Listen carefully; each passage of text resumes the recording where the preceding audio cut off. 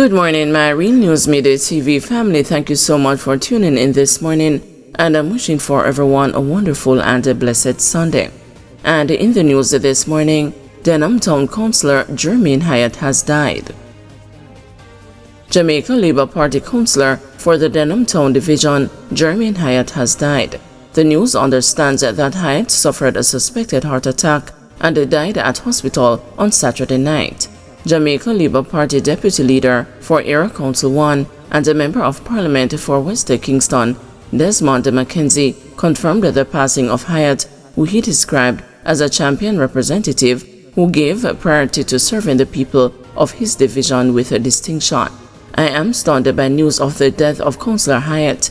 He served the people of Denham Town well. He was a champion representative who gave priority to serving the people of his division with distinction. Only a few weeks ago, he was in fan form when he addressed the Area Council 1 meeting in West Kingston. We will miss his contribution, even as we grieve his untimely death, Mackenzie said. The JLP Deputy Leader also expressed condolences to Councillor Hyatt's family, friends, and colleagues. The Jamaica Labour Party's thoughts and prayers are with Councillor Hyatt's loved ones at this difficult time. It is a trying time for us in the Jamaica Labour Party, in particular those of us who serve in the local government fraternity, Mackenzie said. Only a few weeks ago, we were hit by news of the death of Councillor Christopher Townsend, who is to be laid to rest on December 7, 2024 at the Beulah Pentecostal Temple at 27 Olympic Way in Kingston. We also continue to hold the Councillor Townsend's family up in our prayers. New deal for municipal contract workers. The Ministry of Finance and the union representing municipal contract workers have signed a new deal. This development came after municipal workers across the island threatened to strike over the failure of the government to fulfill its commitment to convert their terms of engagement to permanent employment. The Jamaica Association of Local Government Officers, the union representing the workers, said they were being paid a minimum wage. JALCO and the Local Government Services Commission met on Tuesday in a bid to stave off the industrial action. The agreement, which was finalized on Thursday, takes effect on December 1 and lasts until the end of the current financial year in March 2025.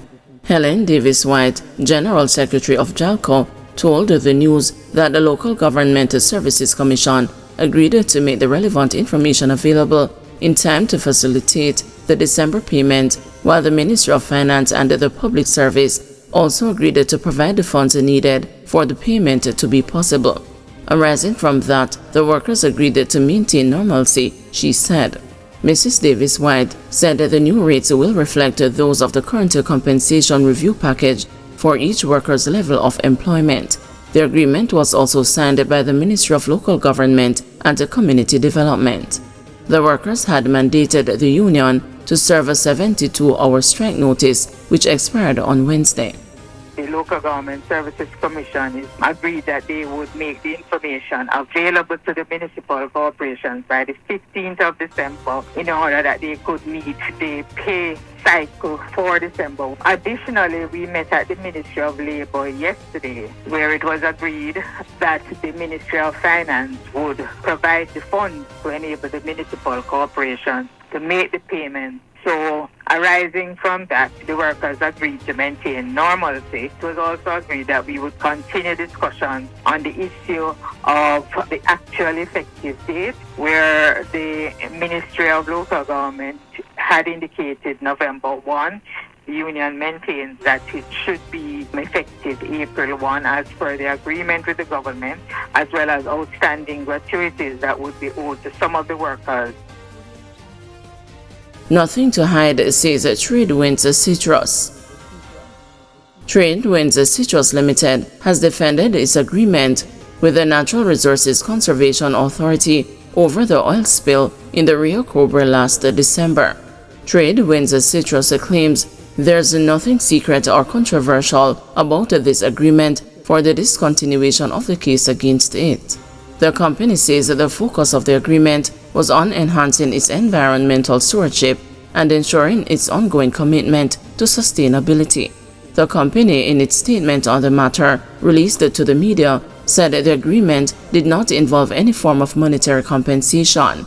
The company says that the agreement was based solely on its continued commitment to uphold and expand its use of best environmental practices, as well as a further collaboration with local groups to develop sustainable solutions for the protection of the Rio Cobre and the surrounding ecosystems. It has also outlined the chronology of events since the oil spill on December 12, 2023, and the steps it took to address the matter. In addition, Trade Winds Citrus Limited says it has made several kilometers of its riverfront property available for NEPA to install early detection devices. These devices will provide real-time alerts for potential pollutants, reinforcing efforts to protect the Rio Cobre and its ecosystem. Various groups have come out strongly against the NRCA's decision to discontinue prosecution and its initial decision not to release the details of the agreement. The agreement has since been published on NEPA's website. Attorney-at-law Marcus Goff has described the details of the pact between the NRCA and the Trade Winds Citrus Limited as worse than anticipated, stating that the environmental body acted against the interest of Jamaicans when it discontinued the prosecution. Jamaican man gets a 7-year sentence in TCI. Andre Kili de Souza, a Jamaican man who was arrested on gun-related charges and an immigration violation in the Turks and the Caicos Islands, was sentenced to 7 years in prison by TCI's Supreme Court on Tuesday. The Royal Turks and the Caicos Islands police force were investigating an incident in which de Souza had reportedly inflicted knife wounds on another man. On September 21, 2022, when they were about to apprehend de Souza, he pulled a firearm on them. The police still managed to take him into custody and retrieved the firearm, a loaded Taurus Millennium G29mm pistol with its serial number erased. He was charged with possession of the firearm and the ammunition linked to the weapon. At the time of his arrest on the gun charge, de Souza was on bail for a 2020 wounding with intent charge following a stabbing incident. That matter is believed to be drug-related. After that second arrest, it was discovered that he had overstayed his time on the island by more than 3 years, and he was slapped with the immigration violation charge. At his sentencing hearing on Tuesday, the TCI Supreme Court noted that the offenses were serious.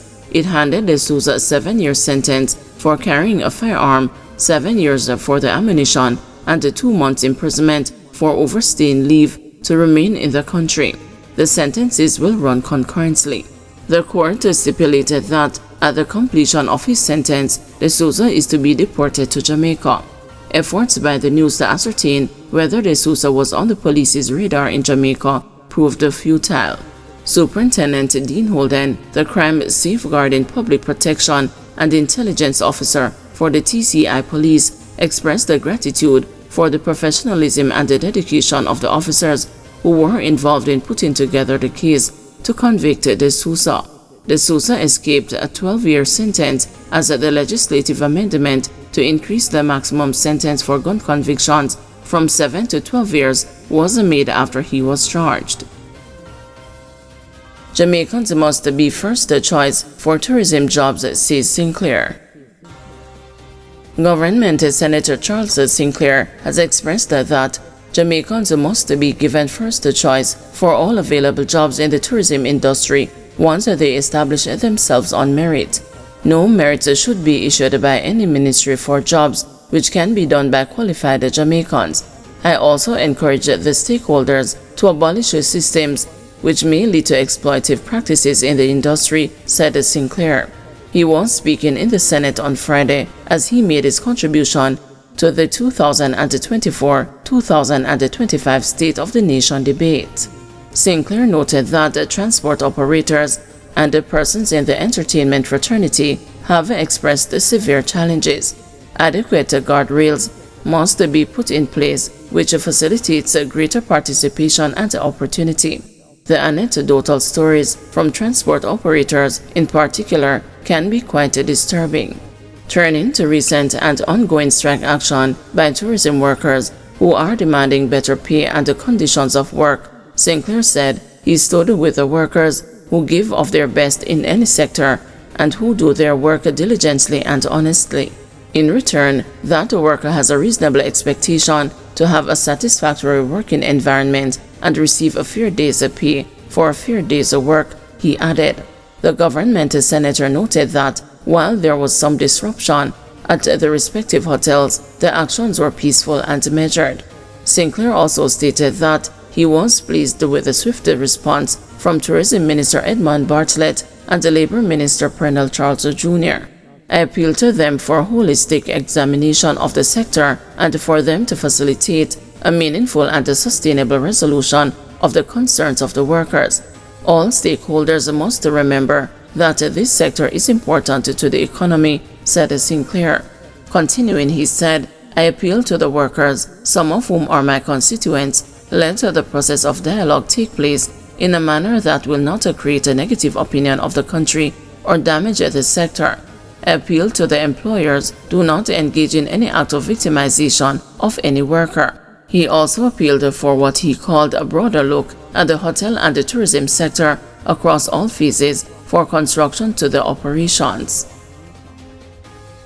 Guys, thanks for watching. Please join us this afternoon at 2 p.m. for another news update.